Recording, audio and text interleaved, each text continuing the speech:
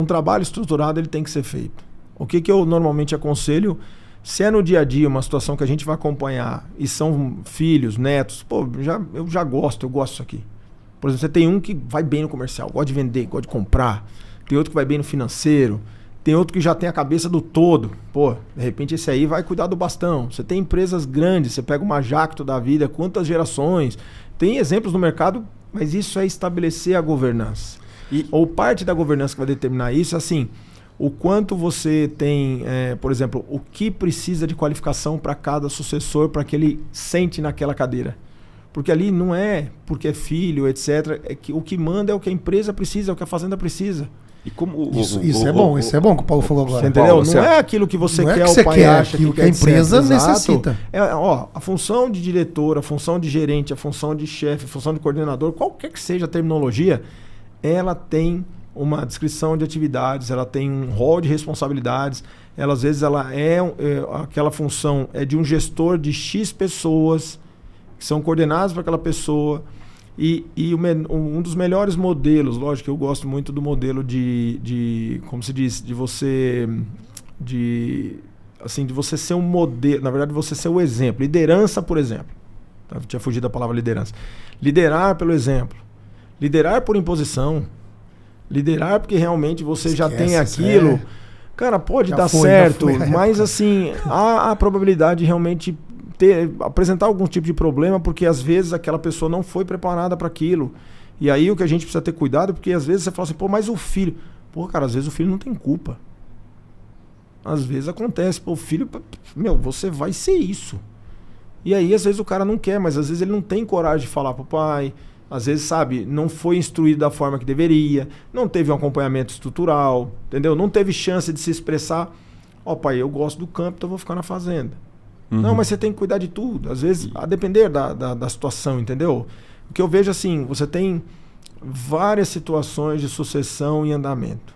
É ruim às vezes falar isso, porque tem pessoas que talvez não vão entender ou até nem gostar. Sim. Mas eu acho que basicamente todo mundo tem algum problema nesse aspecto para resolver. Todo mundo. Eu só não sei o nível do problema e qual é o problema. Mas é importante que cuide.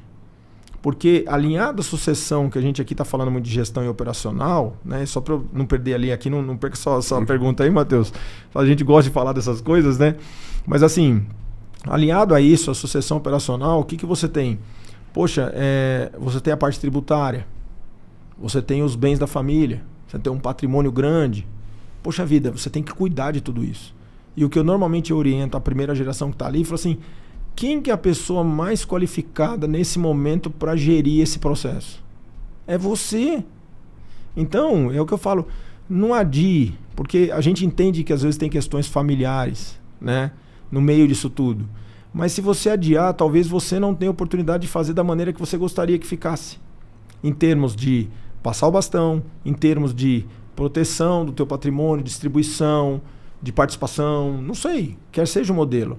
E aí você também tem algumas benesses, né, vamos falar assim, em termos tributários que você pode evitar. Hoje ainda é possível. Então nós não estamos falando só de sucessão em termos de trabalho, nós estamos falando de sucessão trabalho, não uso o termo blindagem patrimonial, que para mim não é bem assim, mas assim, zelo pelo teu patrimônio. Você, então, um exemplo, vamos usar pessoas que de repente sejam nossa região, mas serve para o Brasil inteiro.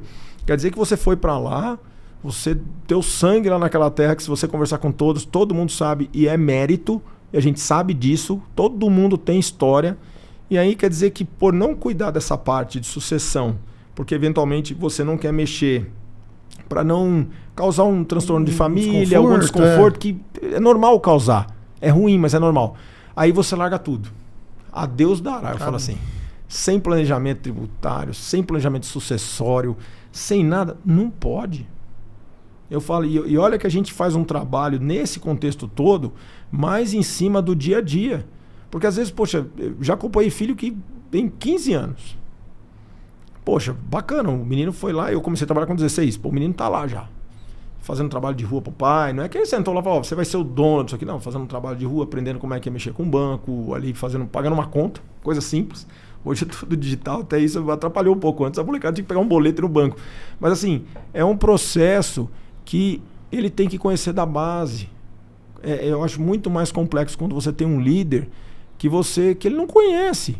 Ele não conhece o business. Assim, ninguém vai conhecer tudo, hein? Vamos lá. Ninguém vai saber tudo. Eu não sei tudo, você não sabe tudo, você não sabe tudo. E nem é obrigado. Porque nenhum presidente de grande empresa sabe excepcionalmente de tudo. Agora ele sabe para onde ela tem que ir, como ela tem que ir, quais são os resultados, né? Quais são os indicadores de performance que ela tem que apresentar. Ele tem prestação de contas para fazer para um board da vida, etc. Então, assim, guardadas as proporções de tamanho, é a mesma coisa. Então, eu sempre falo, melhor modelo de passagem de bastão de gestão, uma geração junto com a outra. Poxa vida, mas dá atrito, não tá como eu quero. Poxa, e assim, importante, eu já falei isso em outros momentos. A pessoa, ela desempenha, às vezes, 3 papéis numa pessoa só. Então, ela trabalha ali como tesoureira, ou como, sei lá, contadora, que seja, não importa a função. Aí, ela tem uma função, isso é na prática, no operacional ali, no dia a dia, a pessoa é filha.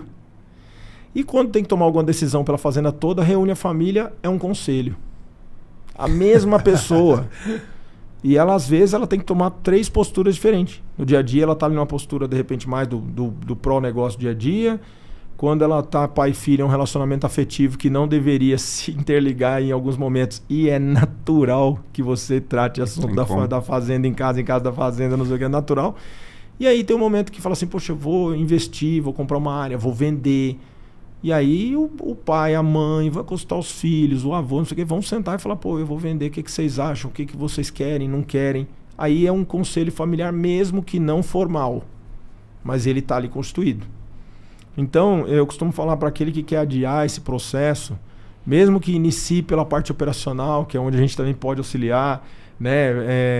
Poxa vida, vai inserindo. É muito melhor você que tem experiência passar para a molecada, a gente costuma chamar assim, para os mais jovens, do que deixar ele depois galgar sozinho e, de repente, infelizmente, culminar numa derrocada ou judiar muito do negócio. Né? Então, é bem isso. E essa situação de estabelecer governança passa muito por isso. Uhum. Você tem que estabelecer as políticas, você tem que também... hoje, muito ligado ao conceito ESG, vou puxar um pouco dessa pauta aqui, que a gente não é em discussão, mas, assim... Se você tem processos sustentáveis em termos de governança, praticando na sua empresa, com a sua família, é natural que na parte do meio ambiente isso se reflita, certo? E é natural que na parte social isso se reflita.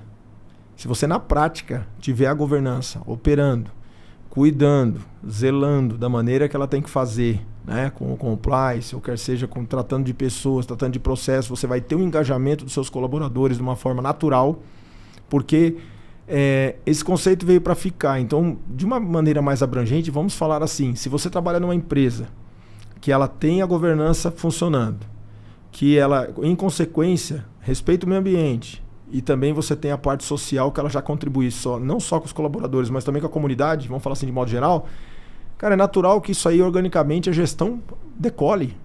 Ela vai voar. Ela vai voar. Então, esse é um pontinho de atenção, porque é um assunto também que veio para ficar. Uhum. O mercado financeiro exige, os famosos stakeholders aí, vamos falar parceiros, é a trade, é o fornecedor, é o banco, todo mundo exige, e não adianta remar contra. Aproveita que é um mar de oportunidades. Né? Dá trabalho? Dá. Dá trabalho, sempre dá trabalho. Mas eu vejo isso, falando da sucessão, eu falo assim, gente, olhe bem para isso aí, porque eu acho que é muito assim, a gente sente, dá dó, vamos falar um termo claro, assim, bem simples, de ver o esforço que a família fez para, de repente, infelizmente, ninguém gosta de falar de falecimento, de ausência, e acontece, aí quem fica que realmente vai ter um pepino na mão que não sabe nem por onde começar. Se você não quer perder mais conteúdos como esse, se inscreva agora no canal Bora Pra Lida.